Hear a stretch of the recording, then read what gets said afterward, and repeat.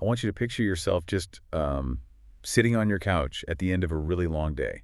Oh, we all know that feeling. Right, you're completely drained. Yeah. And your smartphone is just sitting right there on the coffee table, and suddenly it lights up. The dreaded glow. Exactly. Yeah. And it's buzzing Mm. with like 3 different push notifications all at once. You've got an email from your boss that just popped up, there's a breaking news alert, and a message from a friend. A total sensory overload. Yeah, and at the exact same time, your brain is simultaneously running, I don't know, a dozen anxious, completely fabricated scenarios about the future. Oh, totally. Like, what if that email is bad news? Exactly. What if I don't get that promotion we talked about last week? Mm. Or, what if this news alert means the market is tanking and my savings are just wiped out? It's exhausting. It really is. It is this uniquely modern, incredibly suffocating cocktail of constant external stimulation and just relentless internal anxiety. Yeah. But what if the exact antidote to this highly specific 21st century exhaustion was actually meticulously mapped out centuries ago? It's a fascinating premise, honestly, because, when we look at the mechanics of the human nervous system, it fundamentally hasn't changed in thousands of years. Right. We're still running on the same hardware. Exactly. I mean, the stimuli have completely mutated. We're dealing with algorithms and smartphones now instead of rival tribes or wild predators. Which is a pretty big upgrade, but still. Right, but the underlying mechanism of how our attention is captured and how our minds sort of project anxiety into a hypothetical future, that is identical. And that is exactly what we are going to dissect today. I am so ready for this. Yeah, we are looking at a framework that diagnoses precisely what is breaking our focus right now, and more importantly, it provides a real blueprint for how to revamp it. So today's deep dive is for you, the learner. The person who wants to actually understand the mechanics of why we feel so overwhelmed and, well, how to fix it without drowning in a sea of generic self-help platitudes. No platitudes today, I promise. Glad to hear it. We are going straight to the absolute bedrock of human psychology here by unpacking 2 incredibly dense, incredibly profound verses from Chapter 6 of the Bhagavad Gita, which is known as Dhyana Yoga. Specifically, we're looking at shlokas 6.4 and 6.5. Right. And we aren't going to treat this like some dusty museum exhibit. We are going to rip these ancient insights right out of the past and apply them directly to the chaotic reality of your life right this second. Because that's where it matters. Exactly. We want to understand the exact benchmark for inner balance and, honestly, the brutal reality of what it takes to actually achieve it. And to start that process, we really have to look at the diagnostic tool that's provided in shlokas 6.4. Okay, lay it on me. Well, to fix the mind, you have to understand exactly what forces are actively trying to break it. Makes sense. So this verse establishes what we can basically call the benchmark of inner balance. But it begins by addressing the external environment before it even touches the internal world. Interesting. So it starts from the outside in? Yes. The first half of the verse states that a person achieves this elevated state when they are, and I'm quoting here, neither attached to sensory pleasures nor to actions. Okay, neither attached to sensory pleasures. Let's translate that into the reality we are actually living in today. Yeah. Because it's so easy to hear sensory pleasures and picture like an ancient king eating grapes on a velvet pillow. Oh, totally. The historical context definitely conjures up those images of physical luxuries. Right. But the Sanskrit term used is indraytham, which translates literally to the objects of the senses. Indraytham. Got it. Yeah, but to understand this psychologically, we have to look at what the objects of our senses actually are today. I mean, they aren't just rich foods or physical comforts anymore. Definitely not. They are highly engineered, incredibly sophisticated digital objects designed by thousands of engineers to be as addictive as humanly possible. So we're talking about the attention economy. Exactly. We exist within an economic model that is literally built on harvesting human attention. Indriyarthia today is, well, it's the push notification. Yeah. It is the infinite scroll on your social media feed. It's the autoplay feature on streaming services that just rolls right into the next episode. I fall for that one all the time. We all do. These are sensory objects that trigger a very specific neurobiological response. Modern psychology refers to this as the dopamine loop, and the text is pointing directly at the danger of becoming attached to this specific cycle. I think we need to spend a minute really looking at how that dopamine loop works in the brain. Right. Because people throw the word dopamine around a lot, and they usually mean pleasure. Like, oh, I ate a cupcake, I got some dopamine. Right, yeah. But it's not really about pleasure, is it? It's about craving. That is a crucial distinction. Dopamine is not the reward neurotransmitter. It is the motivation and anticipation neurotransmitter. Anticipate. Exactly. Evolutionarily, it's what got our ancestors out of the cave to go forage for berries. When you anticipate a potential reward, your dopamine spikes, and that drives you to take action. Okay. Tech companies understand this perfectly. When your phone buzzes, you don't actually know what the notification is. Right. It's a mystery. It could be a text from a crush, or it could just be a spam email. That uncertainty, that intermittent variable reward, sends dopamine completely through the roof. It's the exact same psychological mechanism as a slot machine. Precisely. You pull the lever, or, you pull down on your screen to refresh the feed, and you get that huge spike of anticipation, like what's going to be there. Well, And the ancient text is basically saying that if you are constantly acting on that craving, you are utterly attached to the indriarthy. You're just trapped in the loop. you become a completely reactive organism. You are essentially a passenger in your own mind, just being driven around by whichever external stimulus flashes the brightest or buzzes the loudest. That is terrifying when you put it like that. It is, and that loop of craving and reacting is the exact opposite of the inner balance the Gita is outlining. I mean, every time you reflexively reach for your phone because you felt a slight twinge of boredom, you are reinforcing the neural pathways of attachment. You're training yourself to be distracted. Exactly. You are outsourcing your agency to the environment. But wait, let's look at the actual wording here, because I can hear the immediate objection to this from, well, anyone listening. The translation says we shouldn't be attached to sensory pleasures or to actions. Right. If I take that literally, the only way to win the game is to completely opt out of the society. Like, do I need to throw my phone in the ocean, move to a cave, and just stare at a blank wall to achieve inner balance? Throwing the phone in the ocean is tempting sometimes. Very tempting. But I have a mortgage to pay. Yeah. I have emails I actually have to answer. Right. It's a very common reading of ancient ascetic texts to assume they just demand total withdrawal from the world. Yeah, that's what asceticism usually implies. But the critical word in this verse is attached. It doesn't say you shouldn't experience sensory inputs. It doesn't say you shouldn't perform actions in the real world. Oh. It says you shouldn't be attached to them. This is entirely about the underlying psychological motivation of your behavior. So what does that actually look like in practice? Yeah. Like, if I don't throw the phone away, how do I interact with it without being attached? It's about cultivating the pause between the stimulus and the response. Cultivating the pause. Yeah. Imagine you're sitting at your desk doing deep, cognitively demanding work, and your phone screen lights up out of the corner of your eye. I know the feeling. The biological urge, that dopamine-driven reflex, is to immediately abandon your work and grab the device to resolve the uncertainty. That is attachment. Because I'm acting purely on the craving. Exactly. You are a slave to the sensory object. Oh. Doing nothing at all, the cave asceticism, would just be refusing to own a phone entirely. But the middle path, the benchmark of balance, is noticing the notification, feeling that craving in your brain to look at it, and consciously choosing to just let it sit there. It's the friction. That's what it is. Yes, friction. It's the willingness to sit with the discomfort of an unscratched itch. Because it genuinely feels uncomfortable in your body when you hear your phone buzz and you don't look at it. So it's visceral. Your brain is basically screaming, check it, check it. It could be a tiger. It could be $1 million. Exactly. You just have to sit there and say, no, I am writing this report right now. And that friction you feel is the literal rewiring of your brain. Wow. It is the exertion of top-down cognitive control over your bottom-up impulses. When you can look at that notification, acknowledge its presence, and intentionally choose not to act on it in that moment, you are mastering the first half of this verse. That's incredibly empowering. It really is. You are reclaiming your agency from the objects of the senses. You pick up the phone when you decide it is time to check your messages, not because a Silicon Valley algorithm prompted your brain to demand a hit. So think about that in the context of your own day. Think about how many micro actions you take that are completely automated. Countless. Right.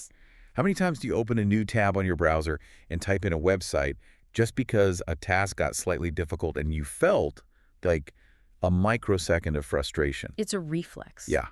How often are you actually choosing your actions versus just reacting to the dopamine architecture around you? That's the real question. So cultivating that pause is step one. But let's say you do it. Let's say you master the external environment. You put the phone in another room. You turn off the television. You sit in a quiet room to finally get some peace. Wow. That's when the real horror show starts. Because the calls are coming from inside the house. Exactly. You turn off the external noise, and suddenly the internal noise becomes absolutely deafening. The silence is terrifying. Which brings us to the second half of Shloka 6.4. Right. The verse states that once you have detached from sensory objects and actions, you must also renounce, quote, all desire-driven mental projections. All desire-driven mental projections. Yes. The Sanskrit word used here is sankalpa, and it states that a person who has renounced sankalpa is said to be elevated in yoga. Sankalpa, the desire-driven mental projection. This is the anxiety of what if, isn't it? It is. It's the brain's relentless tendency to daydream, to catastrophize, and to obsessively outline exactly how the future needs to look for us to be okay. To understand why sankalpa is so detrimental to inner balance, we really have to look at the default mode network in the human brain. The default mode network. Yeah. When you aren't actively focused on a specific task, your brain doesn't just power down like a computer. It activates this network, which is heavily involved in mind-wandering, rumination, and basically simulating the future. Okay, so it's a simulation engine. Precisely. Yeah. And from an evolutionary standpoint, this was highly adaptive. I mean, if you sit by the fire and simulate all the ways a rival tribe might attack you tomorrow, you can prepare. You stay alive. Right. But in the modern world, this simulation engine just runs wildly out of control. So we end up sitting in traffic, perfectly safe in a climate-controlled car. And our heart rate is at 120 beats per minute because we are vividly hallucinating a future conversation where our boss yells at us. Exactly. We are suffering the physiological consequences of a threat that doesn't actually exist anywhere outside of our own imagination. It's madness when you think about it. And sankalpa isn't just about negative anxiety either. It is also the dangerous psychological trap of conditional happiness. What do you mean by conditional happiness? It is the belief that, well, I will finally be happy when. The arrival fallacy. Exactly. I'll be happy when I lose 10 pounds. I'll be happy when I get my startup funded. I'll be happy when the weekend gets here. We do this constantly. We basically put our happiness on layaway. You nailed it. You are projecting your requirement for contentment into a hypothetical set of future conditions. And the tragic irony of sankalpa is that by doing so, you entirely abandon the only place where life actually happens, which is the present moment. Wow. You just bypass your own life. Yes. You are outsourcing your inner stability to a future that is completely out of your control and honestly doesn't even exist yet. And even if you do reach that future, even if you get the promotion, the goalpost immediately shifts. Right. The brain just finds a new thing to fixate on. The brain just generates a new sankalpa, a new requirement for a future state. Okay, I have a major bone to pick with this concept on a practical level. I thought you might. Because a lot of people listening are ambitious. You know, they have careers, they have families, they have mortgages. If I just completely abandon thinking about the future, if I literally renounce all projections, my life is going to fall apart. That sounds like a recipe for disaster. Right. So how do we differentiate between responsibly planning for a massive project at work and falling into this toxic trap of sankalpa? Is the text literally saying all planning is bad? It's a really vital distinction, and it's honestly where many people completely misunderstand Eastern philosophy. Okay. The text specifically uses the term desire-driven mental projections. It does not say renounce all pragmatic thought regarding the future. Desire-driven is the key. Yes. The difference between healthy planning and toxic sankalpa comes back to that concept we talked about earlier. Got it. Attachment. Okay, think about it like a road trip. Let's say we are driving across the country together. Sounds fun. Right. So planning is looking at the map before we leave. It's making sure we have a spare tire, maybe booking a hotel for the first night in Denver, and knowing we need to take Interstate 80. Right. That is rational, necessary action. Because without it, we end up stranded in a ditch. Correct. That is engaging with the world, practically. But sankalpa is getting in the car and immediately having a panic attack because the clouds outside don't look exactly the way you daydreamed they would when we set off. Oh, that's such a good way to put it. It's obsessing over the fact that we might hit traffic in Chicago 3 days from now, to the point where you are completely incapable of enjoying the conversation we are having in the car right now. Yes. It's just white-knuckling the steering wheel, demanding that the reality of the road trip perfectly match the rigid, desire-driven hallucination in your head and being utterly miserable because reality inevitably deviates from the plan. That is a perfect illustration. Planning is an action taken in the present moment to organize resources. Sankalpa is an emotional attachment to a specific outcome. Emotional attachment. Right, you prepare for the presentation at work because that is the right action to take in the present moment. But Sankalpa is the desperate, clutching, ego-driven need for that presentation to result in a standing ovation so you can finally feel validated as a human being. Ouch. Yeah. It's the difference between navigating reality and fighting reality. When you drop the desperate need for the universe to conform to your exact specifications, you just drop the tension. You stop fighting the present moment. And when you achieve this, when you detach from the external dopamine loops of the sensory objects, and you silence the internal anxiety of future projections, the text states, you achieve a state called yogaruth. Yogaruta. Yes, you are said to be enthroned or elevated in yoga. Enthroned. I love the weight of that word. It's powerful. It really implies total sovereignty, like you are the monarch of your own consciousness. You aren't some peasant being tossed around by the whims of your biological cravings or your anxious neuroses. You are centered. You have absolute immovable presence. You are stable. You are no longer being knocked off your center of gravity by a flashing screen, and you aren't being dragged out of your body by a terrifying what-if scenario. Right. That absolute presence is the benchmark. That is the diagnostic standard Shloka 6.4 sets for a healthy mind. Okay, so that's the diagnostic. We need to stop the external dopamine drain and the internal anxiety drain. Yep. But knowing the diagnosis doesn't cure the disease. Unfortunately not. It sounds practically impossible to sustain. If our brains are biologically wired to seek novelty and simulate threats, how do we actually achieve this state of being enthroned? Yeah. Like, what is the actual mechanical mechanism to fix a mind that is constantly rebelling against the present moment? Well, that brings us to Shloka 6.5, which essentially gives us the instruction manual. This verse is widely considered one of the most empowering and arguably the most intimidating statements in ancient philosophy, isn't it? Oh, absolutely. The translation reads, elevate yourself through the power of your own mind and do not degrade yourself. For the mind can be your greatest friend, and the mind can also be your worst enemy. Elevate yourself through the power of your own mind. I mean, there is no external savior in that sentence. None. There's no hack, no supplement, no app you can download. It demands 100% agency. The psychological concept here is known as the locus of control. Locus of control. Yeah. People with an external locus of control believe that life happens to them. You know, their emotional state is determined by their boss, the economy, their spouse, or even the weather. Right, they're just leaves blowing in the wind. Exactly. But people with an internal locus of control recognize that while they cannot dictate external events, they have absolute sovereignty over how they process and respond to those events. And this verse places the locus of control squarely, exclusively inside your own skull. You can't control the macroeconomics that led to your company doing layoffs. You can't control the fact that the server at the restaurant was rude to you. But the text is stating, as a fundamental law of reality, that you have total agency over how you metabolize those experiences. And the mechanism by which we metabolize reality is our inner dialogue. Yes. This is where the verse gets highly tactical. It contrasts two specific actions: degrading oneself versus elevating oneself. The Sanskrit terms are avasadayat, meaning to degrade or depress, and udhard, meaning to uplift or deliver. Let's talk about the reality of that inner voice. Because your mind is never silent. Never. It is a constant running commentary on your life. And for most of us, if we're being completely honest, that running commentary is incredibly hostile. Brutal, really. Yeah. If you make a mistake at work, say you send an email with a typo to a major client, what is the immediate thought that fires in your brain? Is it, oops, minor error, I'll send a quick correction? Almost never. No. For most people, it's, I'm a complete idiot, everyone knows I'm a fraud, I'm going to get fired. From a cognitive behavioral therapy perspective, we call this a cognitive distortion, specifically catastrophizing and labeling. Catastrophizing, yeah. And it stems from our evolutionary negativity bias.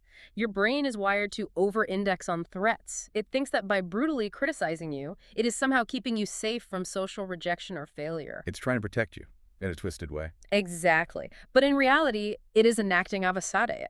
You are actively degrading your own psychological resilience. Think about this for a second. If you spoke to your friends the way your internal monologue speaks to you, you wouldn't have any friends. Not a single one. You would be considered a deeply toxic, abusive person. It's true. If your friend comes to you and says, I totally blew that job interview, You do not look them in the eye and say, of course you did. You are a massive failure, you're unemployable, and your life is over. You would never do that. Never. You would say, hey, interviews are stressful, you have a great resume, we'll figure out where it went wrong, and you'll nail the next one. Right. You offer perspective, patience, and encouragement. But when we are talking to ourselves, we immediately go to the most savage, unforgiving place possible. The text is explicitly calling this out. It's saying that when you allow that hostile internal monologue to run unchecked, you are actively choosing to make your mind your worst enemy. Conversely, if you can step back and intentionally curate that internal voice, if you can respond to your own mistakes with patience, if you can encourage yourself, if you can gently guide your focus back to the present moment instead of spiraling into panic, you uplift yourself. You perform adhud. Right. You are literally training your mind to act as your greatest friend. I want to focus on that word, training. Yeah, let's get into that. Because when a lot of highly driven type A people hear about mastering the mind or controlling your thoughts, they immediately adopt a militaristic mindset. They think it's a war. Exactly. Yeah. They think they need to violently suppress their anxiety or aggressively force themselves to be positive by shouting affirmations in the mirror. Which feels awful, by the way. It does, but the Gita doesn't use the language of conquest. It uses the language of friendship. Which aligns perfectly with modern psychological science, specifically concepts like ironic process theory. Yes. If you violently command your brain, do not think about a white bear. What happens? You can only think about a white bear. Well, right. If you aggressively scream at your anxiety to shut up, you are only generating more cortisol, which just increases the anxiety. You cannot conquer the mind through brute force. You don't train a friend by screaming at them? No. If your friend is having a panic attack, you don't slap them in the face and yell, relax. That would end poorly. You sit with them. You are steady. You are calm. So when your own mind is running away with anxious sankalpa, projecting all these terrifying future scenarios, you don't beat it into submission.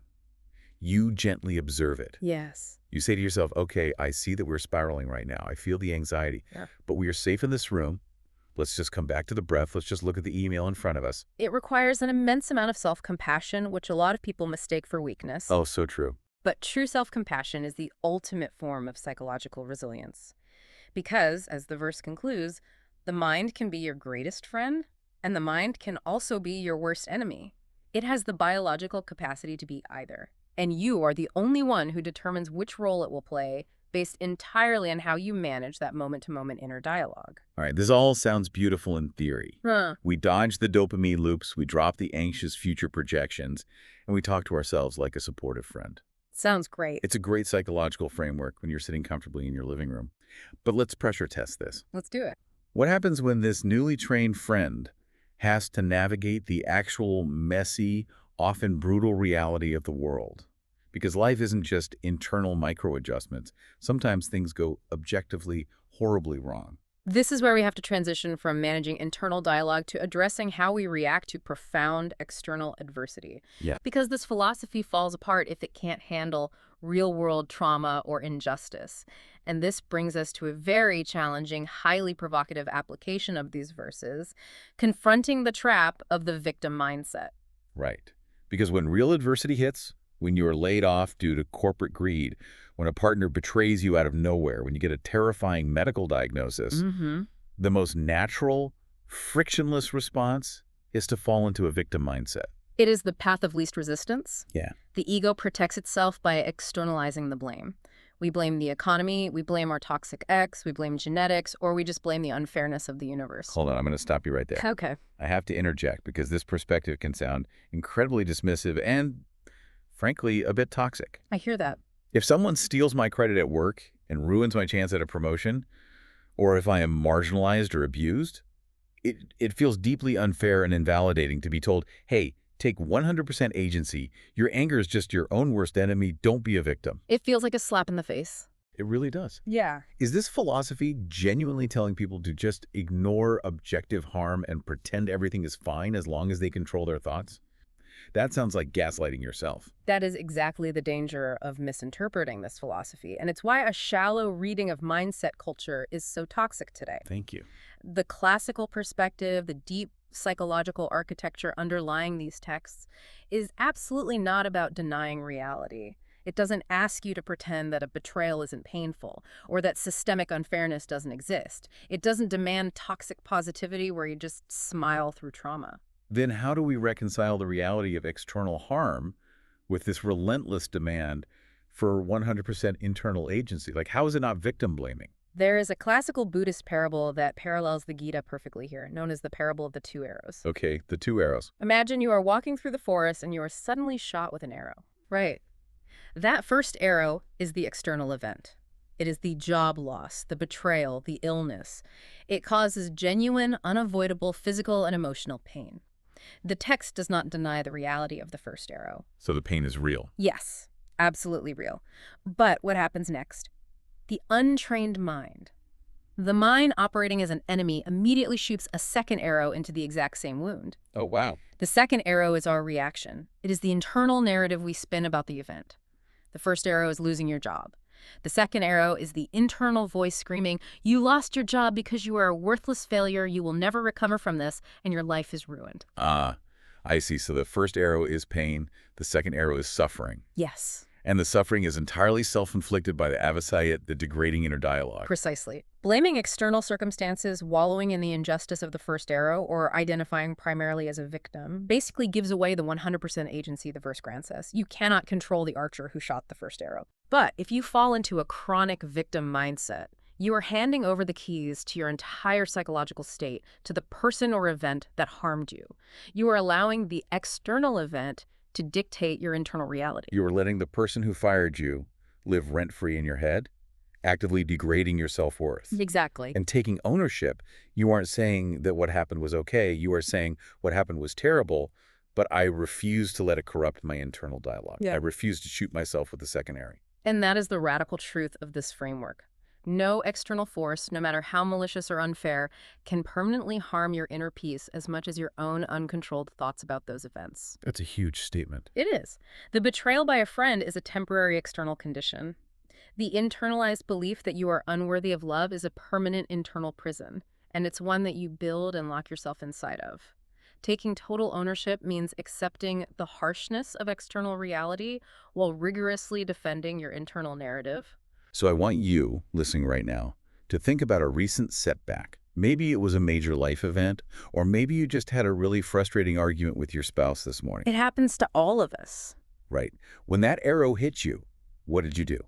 Did you immediately reach into your quiver and shoot yourself with a second arrow? Did you degrade yourself? Did you pile on the suffering? Yeah. Did you immediately start playing the blame game, pointing fingers at the weather, your coworkers, or your bad luck, cementing yourself as a helpless victim? Or did you pause, recognize the pain of the setback, and intentionally act as your own greatest ally?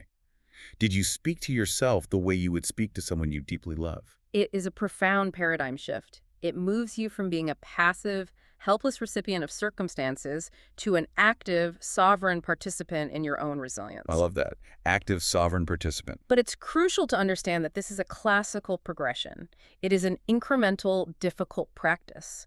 Neuroplasticity, the literal rewiring of the brain's default reactions, takes time. You don't just achieve this overnight. Exactly. It's not a light switch. You don't just listen to a deep dive on Shloka 6.5 and suddenly possess flawless emotional regulation. If only it were that easy. Right. You will fail. You will get angry. You will shoot yourself with second arrows. You will fall into the dopamine scroll. The practice is noticing when you do it and gently bringing the mind back. It's the constant, patient repetition of choosing the mind as a friend. That is how one slowly becomes yogarucha, enthroned in absolute presence. We have covered an immense amount of psychological ground today. Let's pull all of this together and synthesize exactly what we've uncovered for you. The mission was to find a foundation for mastering the chaos of the mind, and these ancient verses provided a masterclass that maps perfectly onto modern neuroscience. We started by establishing the diagnostic benchmark in Shloka 6.4. We learned that to find any semblance of balance, we first have to address the external traps, the indriyarthi, the objects of the senses. We have to actively disrupt the dopamine loop. We have to learn to observe the push notification, feel the biological craving for a distraction, and consciously choose the friction of the pause instead of the mindless reaction. We have to stop letting Silicon Valley algorithms dictate our microactions. And once we create that external buffer, we have to confront the internal noise. We must actively renounce sankalpa, the anxious overthinking, the desire-driven mental projections, and the obsessive need to script the future. Right, the arrival fallacy. Yes, we have to recognize the difference between pragmatic planning and toxic emotional attachment to outcomes. We have to stop outsourcing our peace to the arrival fallacy and anchor ourselves aggressively in the present moment. And then in Shloka 6.5, we found the ultimate tool to actually achieve all of this. We realize that no one is coming to save us. We have 100% agency right now over our inner dialogue. We have the choice in every single moment of friction to either degrade ourselves with savage self-criticism or elevate ourselves with patience and focus. We learn to reject the trap of the victim mindset, to understand that while the first arrow of external adversity is inevitable, the second arrow of suffering is entirely optional.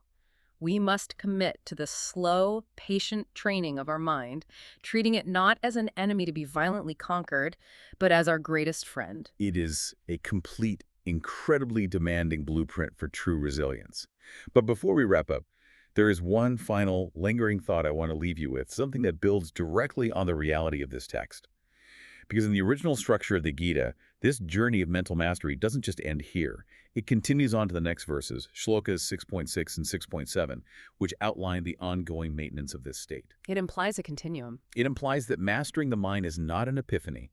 It is not a one-time revelation you have while listening to a deep dive or reading a book. You don't just check a box on your to-do list and say, great, my mind is my friend now. I am permanently enlightened, back to work. It is a continuous, relentless daily practice. The neural pathways reset.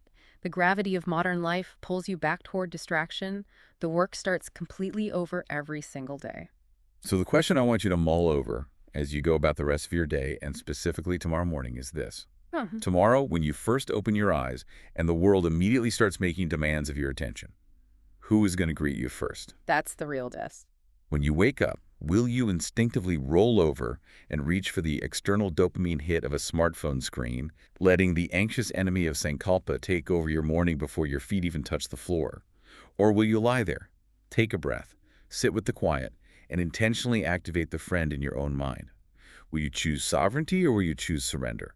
The tools have been laid out, the framework is completely demystified. But the choice tomorrow morning is 100% yours.